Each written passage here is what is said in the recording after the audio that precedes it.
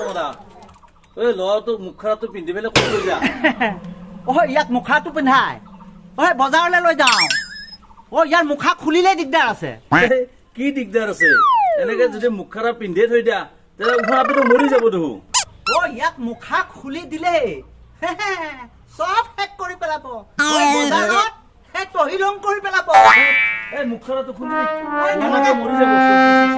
নুখুলিবি মই কৈছিলো নুখুল